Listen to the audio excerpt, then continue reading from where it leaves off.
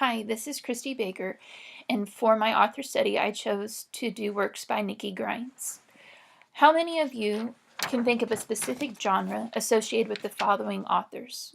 Dr. Seuss, Stephen King, J.K. Rowling, John Grisham, James Patterson, Agatha Christie, Nicholas Sparks, Mary Higgins Clark, and Stephen Ambrose. For me, when I think of Dr. Seuss, I think of children's rhyming books.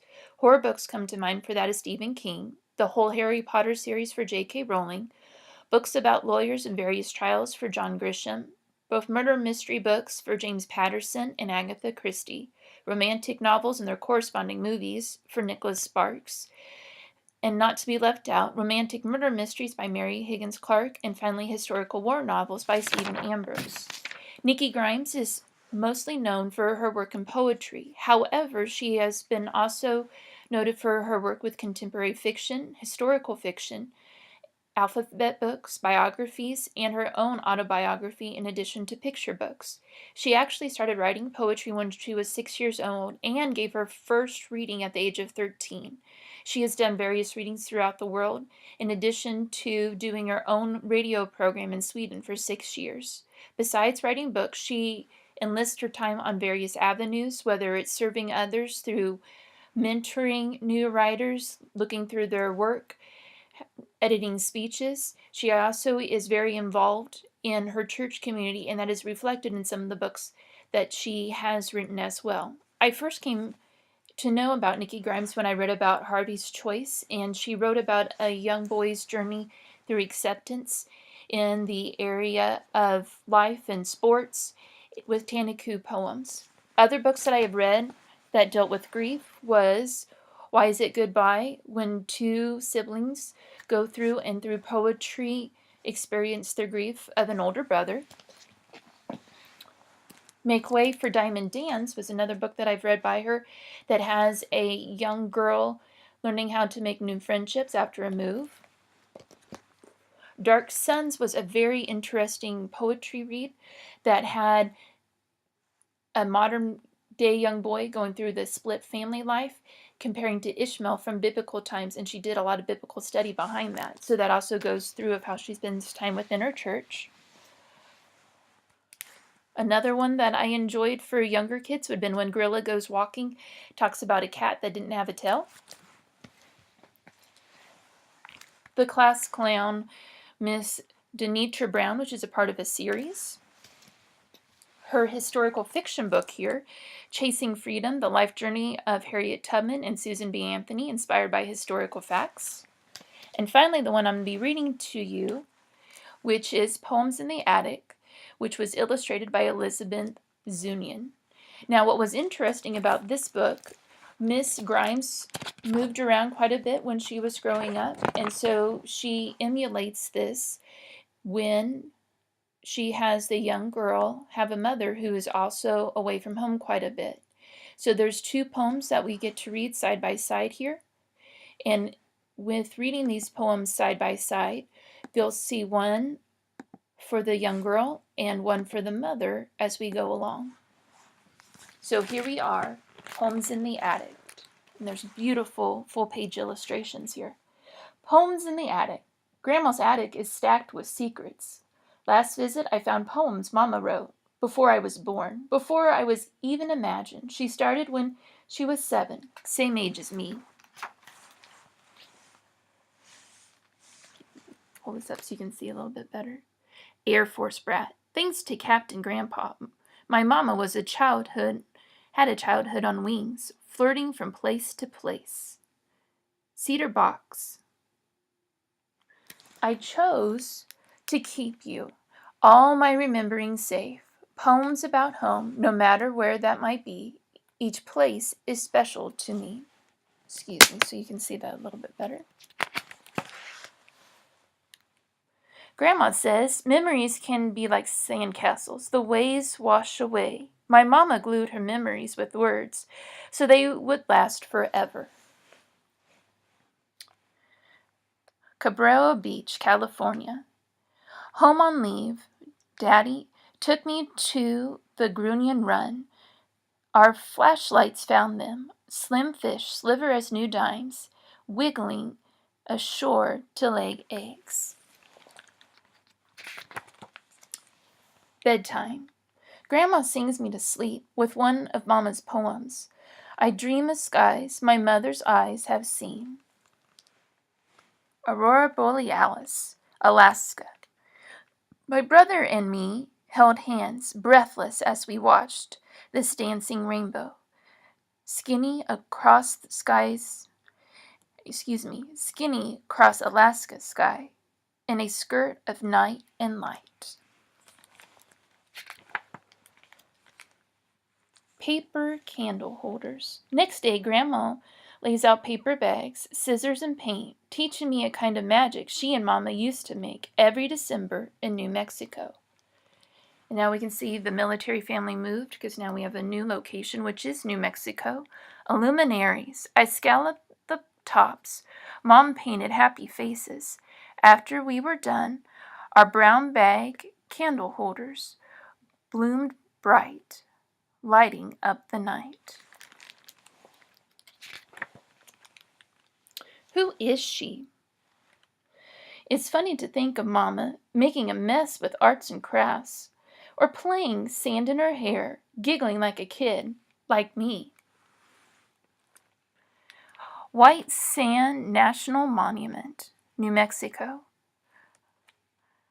I scalded the first dune, brother close behind on 3.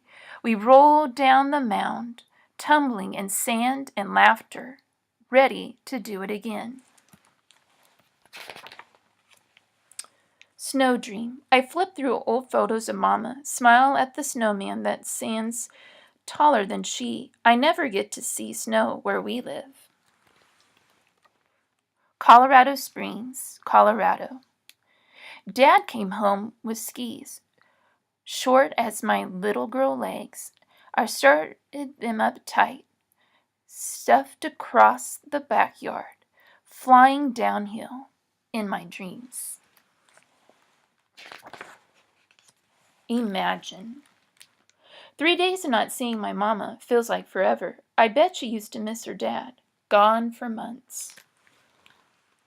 Garden of the Gods, Colorado. Bring on your Dad Day. I brought along a photo of the 2 of us at the Garden of the Gods. I clutched my photo, wishing. Boys. Guys at school tease me for collecting rocks like a boy. Next time I'll tell them to gather shark's teeth like a girl. Cherry Point, North Carolina. Any day's perfect for walking the river's edge. I slipped over rocks, gathered bruises and shark's teeth to show Dad when he's on leave. Sailing. Pictures of kayaks and canoes swim on the blue of our walls, thanks to Mama who buys them all. Now I think I know why. Anatonic Bay, Virginia. The bay called us 3. We slightly kayaked near. The bird bleaking box.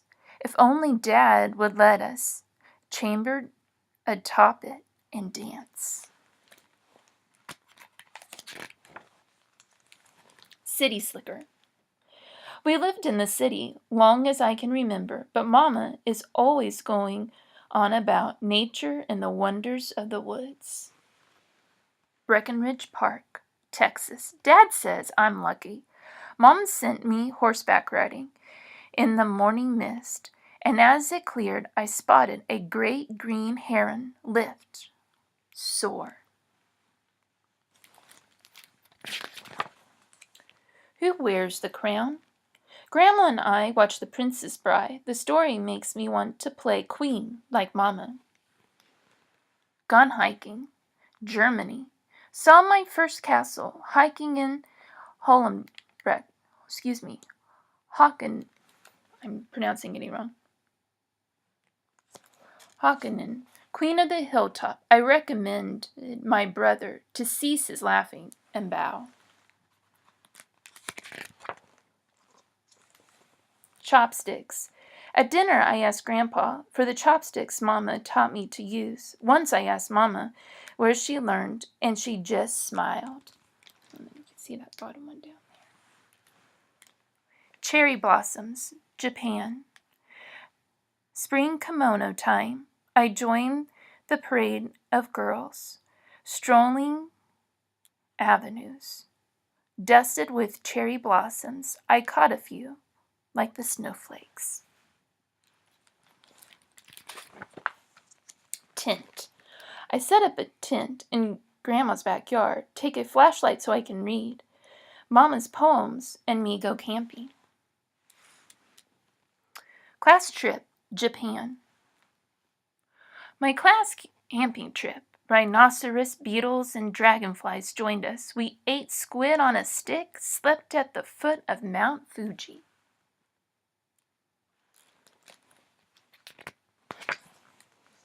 Moving day. I don't know how she did it. Moving all the time, I get dizzy thinking about all those goodbyes. Station next. Portugal. Move number, who knows? We called them all adventures. I pack my poems, wishing I could fold up my friends and slip them in my suitcase.